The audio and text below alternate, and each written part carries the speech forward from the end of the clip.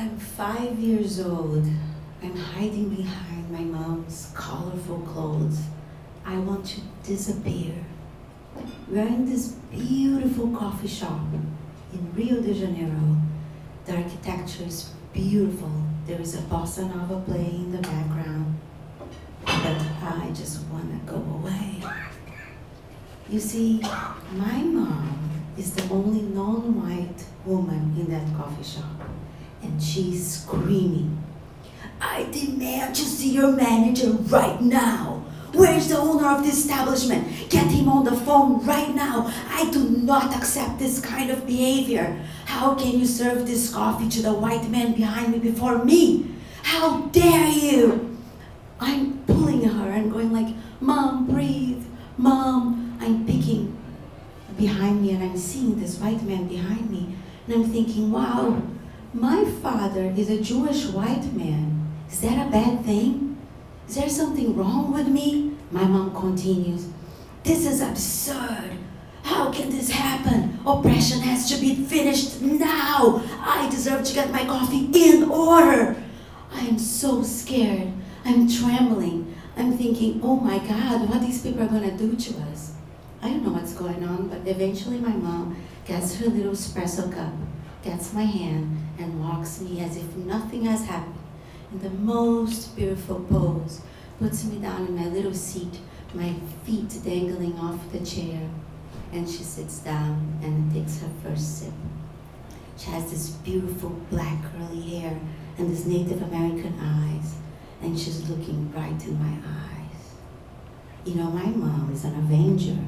She goes all over the world to get funding, to get the health care needed for the oppressed and the marginalized in South and Central America.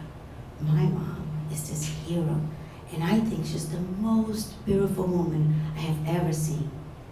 I'm scared of her. She's looking right in my eyes.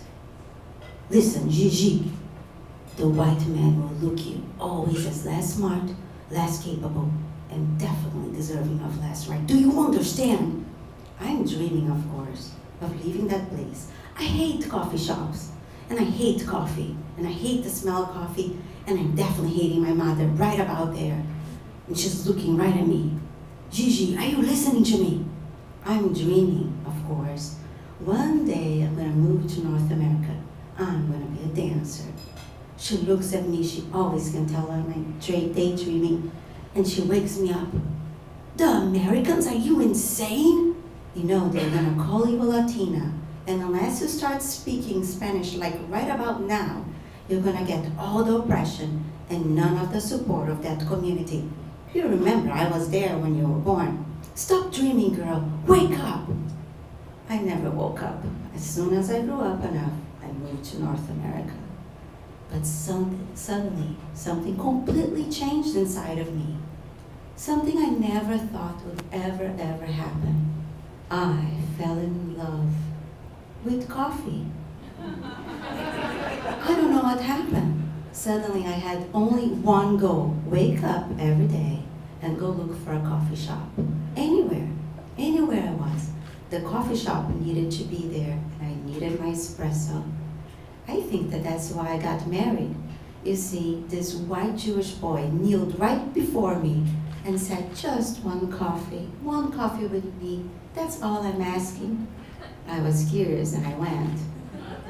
Together, we moved to Colorado and got married. And there I was in Colorado, in that type of like mountainous coffee shop with like a little bit of a Zen wannabe from Tibet, imported directly to the mountains of Boulder, Colorado. And I was miles away from my mother and the coffee shops in Rio. But again, there I was, being served the coffee after the white man behind me. And I don't know if I hated waiting for the coffee a little bit more because it was very cold and I just wanted to warm up, or if I hated that my mom was right. I hate when my mom is right. She's always right. It's unbelievable. I hate that. And I started to daydream, one day I will move to Washington, D.C. There, all the international people go, All the smart ones, the ones that know that I don't speak Spanish, will be there. And they will all love me. And I, being a mixed race Brazilian Jewish girl, would finally have a coffee with the respect I deserve. That's where I'm gonna be.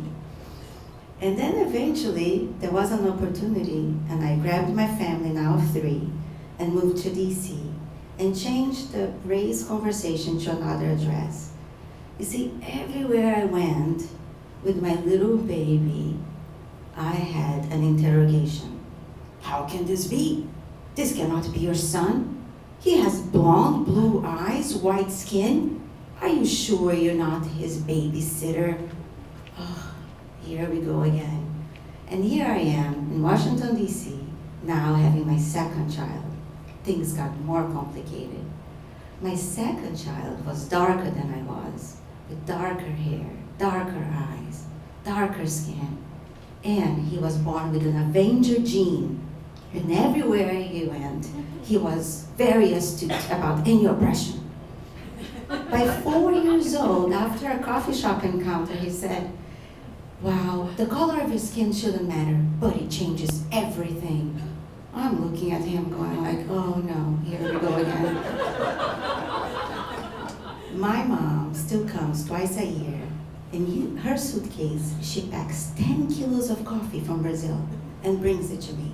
You see, she doesn't want me to live without, my Brazilian coffee. That would be torture. But something has changed between us. She's always so proud, especially of my younger son. Last holiday, she was hearing his stories about the real story of Columbus Day, the real story of Thanksgiving. I could see her beaming. She was so happy. She had someone that understood oppression. I'm just thinking about dancing again. We're in this coffee shop, and the barista starts the coffee before I even order. My mom looks at me, yeah, okay. So you have the white man status here, but don't think you're welcome in America. I am starting to dream again. This time I'm dreaming of moving to Israel. There, maybe being a Brazilian Jew will be okay. Maybe there I'll feel safe. My mom can always tell I'm daydreaming. She snaps me out of it. Oh, just stop it. Everywhere you go, you're gonna have oppression, Giselle. This is not how it goes. Gigi, if you don't want oppression, you have to fight for it. Respect is not something you just get it for free. You have to conquer it. Do you understand? Ugh, I roll my eyes. I can't believe we're having this dialogue again. I look at her and I try to diffuse the situation. Mom, at least we know one thing we can agree on. Exasperated as usual. She's like, what is that? What could it be? What do we have in common? And I said, well, we agree on one thing. Brazilian coffee is the best. She looks at me suspiciously, take a little sip of her espresso cup, and then smiles and say, yeah, on that you're right. And we laugh. Thank you.